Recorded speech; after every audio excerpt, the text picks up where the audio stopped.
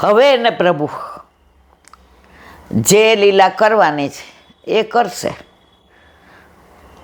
કે તું ઘરે જા, તારે બધું જ થઈ જશે. મનમાં જરાય ઉદ્વેગ ન કર. તે ભક્તોને ભગવાન ભાઈ સગો માનીને નથી તો એને ઓળખતો એ કેવો છે કેવો નહીં, ક્યાંથી આવ્યો છે, એના મા બાપ કોણ છે, એનું ગામ કોણ છે, એને કોણ એના ગુરુ, કશું જ નથી ખબર. તે શું કર્યું? એના માથામાં તિલક અને ગળામાં કંઠી છે, તો તે એને વૈષ્ણવ માનીને પોતાનો ભાઈ માન્યો અને આ બધી વિધિ કરી. તો જો ઠાકોરજી એ ભક્તને પ્રેમ કરતા હશે તો અવશ્ય લીલા કરશે. ઘરે ગયા તો ઠાકોરજી સાક્ષાત આરોગો આવી ગયા હતા અને એને ચત્રભુજ સ્વરૂપે દર્શન આપ્યા કે ભક્ત અને ભગવાનમાં જે ભેદ માને છે એ ભક્ત મને ક્યારેય વાલો લાગતો નથી. ભક્ત અને ભગવાનમાં જે ભેદ નથી માનતો એ ભક્ત મારો છે, મારો છે ને મારો જ છે. આ બધી સાચી બની ગયેલી હકીકતો, કોઈ કપોળ કલ્પિત નથી મારવાલા. તો આજની તારીખમાં પણ આ બધું બને છે, બને જ બને છે. નહીંતર આજે 10માં ભણતો બોર્ડમાં છોકરો આજે 20 મિનિટ મારી સાથે એણે ભગવત વાર્તા કરી. મને એમ થયું હું કેટલી ક્ષુલક છું, મને તો કાંઈ સમજણ જ પડતી નથી. પણ એકવાર એક 10-11 વર્ષના છોકરાને ફોન આવ્યો સુરતથી, એટલે તૃપ્તિએ ઉપાડ્યો. એ કે ઈલાબાને આપો ને, એ કે ઈલાબા આવે છે 5 મિનિટ. મને કે ને એ તમને કહેવાય એવું નથી, મારે ખાલી ઈલાબાને જ કહેવું છે. એટલે તૃપ્તિ કે મમ્મી બહાર આવો ને, એટલે હું અહીંયા કપડાં ચેન્જ કરતી હતી. મેં કીધું કેમ? મને કે એવું સરસ બોલે છે, આ મીઠડું 10-12 વર્ષનો છોકરો છે, નામ ન દેવાય. એટલે મેં કીધું અંદર મને ફોન આપી દે, હજી મારે કપડાં ચેન્જ કરવાના બાકી છે. એટલે મેં તો પાછું આમ અવાજ સાંભળ્યો એટલે રાજી થઈ ગઈ. પછી કે ઈલાબા આજુબાજુ કોઈ છે નહીં ને? મેં તો કેમ? એ કે ખાનગી વાત કરવી છે. એટલે તૃપ્તિ અહીં બેઠી હતી કે આ 10-12 વર્ષના છોકરાને શું ખાનગી કેવું હશે, અને એ પાછું મમ્મીને. એટલે મને કે મમ્મી, મેં બેસ બેટા કાંઈ વાંધો નહીં. એ બહારનું અમે આડું કર્યું અને હું ચેન્જ કરતી હતી. તે દી મારે ક્યાંક જવાનું હતું એટલે સાડી પહેરવાની હતી. હવે સાડી તો મારાથી પહેરાતી નથી, કોક મને પાટલી કે આ. મેં તો આમે તૃપ્તિ હું તને બોલાવવાની હતી. એણે જે વાત કરી ને એ પુષ્ટિ માર્ગની પરાકાષ્ઠા. એ કે આજુબાજુ કોઈ નથી ને? મેં કીધું ના, તમારો નંબર મેં બાજુવાળા માસી પાસે લીધો. મેં કીધું હા, અને મારી મમ્મી શાક લેવા ગઈ છે અને હું એકનો એક છું. તો એ શાક લેવા કે દવાખાને જઈને ફોન દઈને જાય. આમ મને ફોન નથી દેતી કે તું યુટ્યુબ જુએ ને બગડી જાય, પણ ક્યાંય જવું હોય ને તો મને ફોન દે ને પૂછે 10-10 મિનિટે બધું બરાબર છે ને, બારણું બંધ રાખજે, બારી બંધ રાખજે, કોઈ આવે તો ખોલતો નહીં. તો મને ફોન દીધો. એટલે બાજુના માસીમાં અમારે ફ્લેટ છે લાવા, તો હું તમારો નંબર લઈ આવ્યો. એટલે લખીને લઈ આવ્યો. તો ફોનમાં લઉં તો મારી મમ્મીને ખબર પડી જાય કે મેં તમને ફોન કર્યો છે. કારણ કે મારી મમ્મી સાંભળે ને તો હું છાનું મને સાંભળું. અરે તારી ભલી થાય, પણ મેં તારે કહેવું જ શું આટલું બધું લંબાવ? અરે પણ મારી વાત તો સાંભળો, મારી મમ્મી આવી જશે. મેં તો બરાબર. અમે છે ને ઠાકોરજી મારે પુષ્ટ કરાવવા છે, પણ મારી મમ્મી છાના મને હજી મારા રૂમાં જ ખરા. તૃપ્તિની આંખમાં તો પાણી આવી ગયા. એ કે પણ મારી મમ્મી છાના મના, તમે ઘણાની અંદર કહો છો ને કે છાના મના પુષ્ટ કરે, પણ મારી તકલીફ એ છે ને ઈલાબા, હજી મારી તિજોરી સ્વતંત્ર નથી. હજી મારી પાસે મારું કંઈ, હવે અમારે 2 બેડરૂમનો ફ્લેટ, તો હું બા દાદા ભેગો હોઉં અને મમ્મી પપ્પા હોય, તો મારે પુષ્ટ કરાવવું ને છાના મનાવું, દૂધ મિશ્રી ધરું, પછી રાખવું ક્યાં? હવે આનો કંઈક રસ્તો કરી દો. અને મારા મમ્મી પપ્પાને બા દાદાને ખબર ન પડવી જોઈએ. કારણ કે ઠાકોરજીને છે ને, હું નાનો છું ને મારી યાર ખેલવાની મજા આવે, મને એની યાર વાતો કરવી ગમે. અને નાના નાના ઝારી જીવ હોય, પછી નાની નાની કટોરી હોય તો ધરવાની. તો હવે આનો કંઈક રસ્તો કરો. મેં કીધું તું હજી ભણ, હજી તારે વાર છે. તો તમે તો ઘડી ઘડી કહો છો આજનો લાવો લીજીએ, કાલ કોણે દીઠી છે. જેટલું હું બોલું એ બધું મને સામે ને સામે જેણે આપ્યું, સોગંદપૂર્વક સામે વલ્લભ બિરાજે જ. હું મૂંઝાઈ ગઈ કે મારા શું જવાબ દેવો. એની મમ્મી ચાવી એની પાસે પૂરીને ગઈ હતી અને એના બા દાદા ગામડે ગયા હતા. તાળું ખોલ્યું, ધીમેકથી આવીને સાંભળતી હતી કે આ કોન્યા, એને એમ કે આ કોકાર વાત કરે ને ભરાઈ ન જાય કોક ઘર, એટલે બી ગઈ બિચારી. એટલે જોયું, એટલે આ 10 વાર બોલે, એટલે બા આનો રસ્તો કરવો પડશે, એટલે બા મારે ઠાકોરજી પૂછ કરાવવા જ. પણ મારા મમ્મી પપ્પા માનતા નથી. એ માતાને રાગ માને ને મહાદેવને માને. પાછું બધા અહીંયા જો ને આ બધા ચિત્ર જોઈને આ મને નથી ગમતું. એલા બા હવે આપણા લાલા ના, અરે એવી વાતો કરે. મારી આંખમાં પણ એની મમ્મી આ સાંભળું, એની મમ્મી ઊભી જ રહી ગઈ. પછી કે કોને, ઈલાબાને ફોન કર. મમ્મી તું ખીજાતી નહીં હો, મને મારતી નહીં હો. મમ્મી હું બીજી કાંઈ વાત નહોતો કરતો, ઠાકોરજી પુષ્ટ કરાવવા છે ને. એની મમ્મી કે લાવ હું વાત કરી લઉં. તું નાનો પડતી હો ઈલાબાને, પછી ઈલાબા ગુસ્સે થઈ જશે હો, પછી આપણે ઠાકોરજી ઘરે નહીં આવે હો.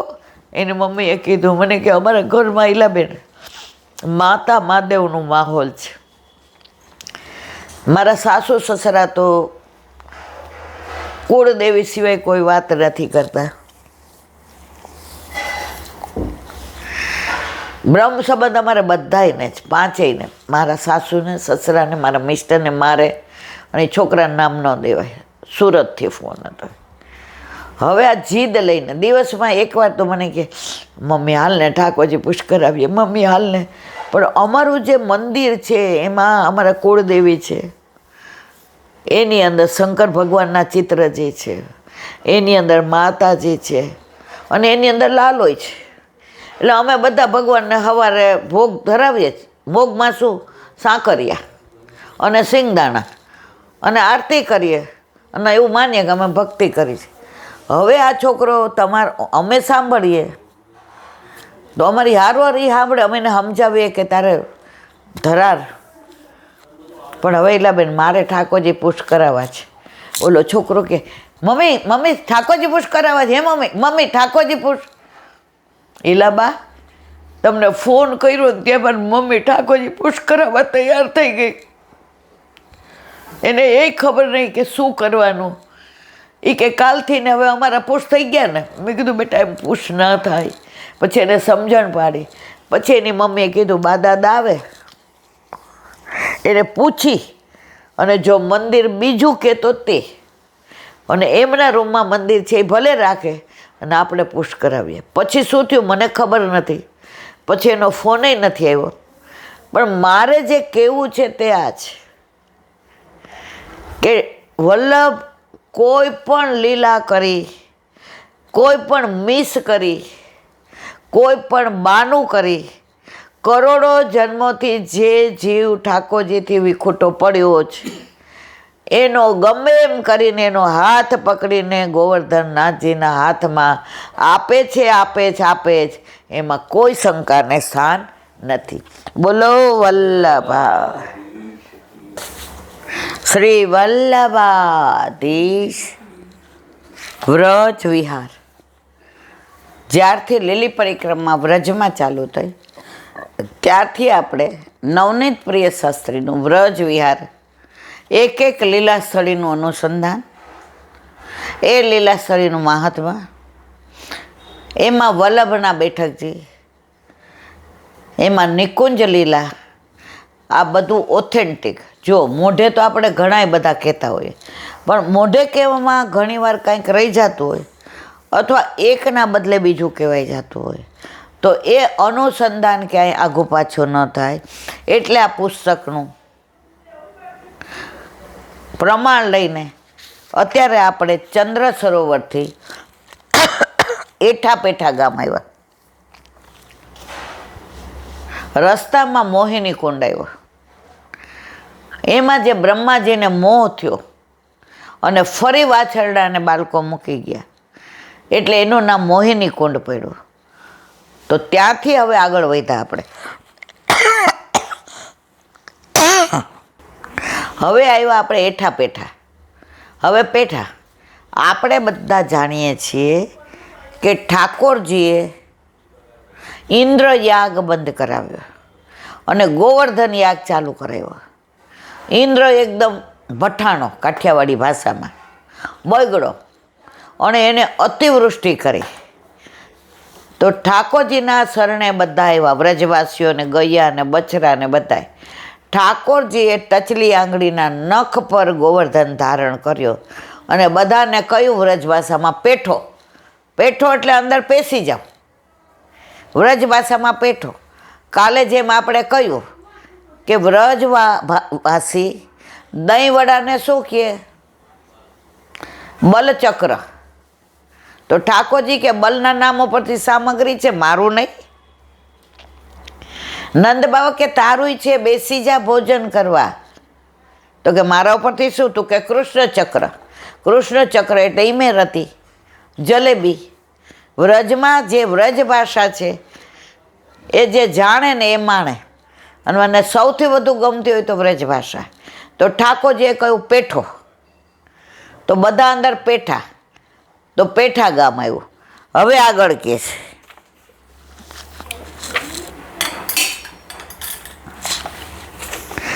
ઇન્દ્રક્રો પ્રસંગે થતી વૃષ્ટિમાંથી સૌની રક્ષા ગોવિંદે સ્માર્ત યોગથી કરી. દ્રષ્ટ રીતે લીલા માત્રથી ગોવર્ધન ધારણ કર્યો. કોણે? ઠાકોરજીએ. 7 દિવસનો સાવરો, 7 દિવસ સુધી ગોવર્ધન ધારણ કર્યો. અને સૌને કહ્યું આવો પેઠો. તો ગિરિરાજની છાયામાં આવી જવા કહ્યું. બધા પેઠા, તેથી ગામનું નામ પડ્યું પેઠા. હવે કે નારાયણ સરોવર, આ બધુંય ત્યાં જ છે. અમે પહેલી વાર ગયા ને તો મને એવું કીધું 8માં, એ કે આ નારાયણ સરોવર. એટલે હું હસી. શરૂઆતમાં આપણને બહુ ખ્યાલ ન હોય કે લીલી પરિક્રમામાં બધા તીર્થો વ્રજમાં આવીને વસે છે. એટલે આપણે ક્યાંય જવાની જરૂર જ નથી. મને ઘણાય પૂછે તમે 4 ધામ કરી? તો હું કહું હા. તો કે તમે કેદારનાથ ગયા છે? કેવી રીતે ગયા? મેં તો અમે વ્રજમાં 4 ધામ કરી. એ કે ઈ નહીં. મેં તઈ કઈ? એ કે ઓલી. હવે તો એલા બેન હેલિકોપ્ટરમાં જવાય. મેં કીધું અમે તો હેલિકોપ્ટરના બાપમાં ગયા. અમારે સરળ રીતે થઈ. 8માં, 14 12માં અને 18માં. અને હવે વલ્લભ કૃપા કરે તો 26માં. જીવતા રાખે અને તબિયત સારી હોય તો 26માં પાછો મારો વાલો કૃપા કરે તો જઈએ. તો મને કે ઈ નહીં. હવે જે પુષ્ટિ માર્ગમાં હોવા છતાં એ નહીં કે મોઢું બગાડીને, ત્યારે સમજી જવાનું કે હજી સાધનમાં જ. મને કે અમે તો ઓલી કરી આવ્યા. ઓલી? મેં તો કેલી. એ કે એટલું બધું અઘરું છે કેદારનાથ. ઈલાબેન ઘોડા ઉપર જવાનું ટટ્ટું, આ બાજુ ખીણ ને આ બાજુ નદી ને. ગયા તો ગયા. મેં તો અમે તો ગયા નહીં, અમે તો રહ્યા. 8માંય રહ્યા, 12માંય રહ્યા અને 18માંય રહ્યા. અને હજી ઠાકોરજી જીવતા રાખે તો 26માંય રહેશું. ધીમે ધીમે જેણે બધા મને પ્રશ્નો કર્યા હતા એ લોકો પણ ઠાકોરજી ઘરે નહોતા બિરાજતા એટલે ઓલી કહેતા હતા. હવે ઠાકોરજી પધાર્યા, ઘરે આનંદ. અને 2018માં ગયા ત્યારે ત્રિવેણી સંગમ ઉપર મને કીધું ઈલાબેન તમારી વાત સાચી છે. ત્યાં જે ડર હતો, ભય હતો, પહોંચાશે કે નહીં, પડી ન જઈએ, ટટ્ટુ અમને પાડી ન દે, ખીણમાં ક્યાંક લપટી ન પડીએ, આ બરાબર પકડે કે નહીં, ત્યાં ભય હતો. અહીંયા આનંદ છે. ત્યાં ઉદ્વેગ હતો, અહીંયા વિરહ છે મળવાનો. ત્યાં લોકોને કહેવું હતું કે અમે 4 ધામ કરી આવ્યા એટલે અમે કરતા હતા. અહીંયા ઠાકોરજી કહે છે કે આ મારી પાસે 4 ધામમાં આવી. હવે ફીલ થાય છે. તમે 2008માં સત્સંગ કરતા ને ત્યારે અમને એમ થતું ઈલાબેન ઓવર એક્સાઇટ છે. પણ હવે ખબર પડી કે માહે પડ્યા મહાસુખ માણે દેખનહારા દાજે. તો પહેલી વાર 2008માં ગયા ને તો અમારા ગોરે કીધું, ઈલાબેન આ નારાયણ સરોવર, એટલે આ વલ્લભની સામે કહું, આમ હસીને મેં કીધું આપણને કે નારાયણ સરોવર એટલે માની લેવાનું. પણ સારું એવું જ દેખાય, કચ્છમાં છે એવું જ એનો દેખાવ, એનું સ્વરૂપ, એવું જળ. પછી 12માં ફર્મ થયા અને 18માં કન્ફર્મ થઈ ગયું કે આ જ નારાયણ સરોવર છે, એની પ્રતિકૃતિ ત્યાં છે કચ્છમાં. કચ્છમાં છે એની પ્રતિકૃતિ અહીં નથી મારા વાલા. અહીંયા સાક્ષાત પ્રભુએ જે પ્રગટ થઈને બધાને તીર્થને પોતાના શરણમાં લીધા, એ જ તીર્થો ત્યાં છે. એટલે માનો કે નથી જવાયું નારાયણ સરોવર તો જરાય ચિંતા કરવાની જરૂર નથી. પછી કે લક્ષ્મીકૂપ, ત્યાં લખ્યું છે બધું. હા,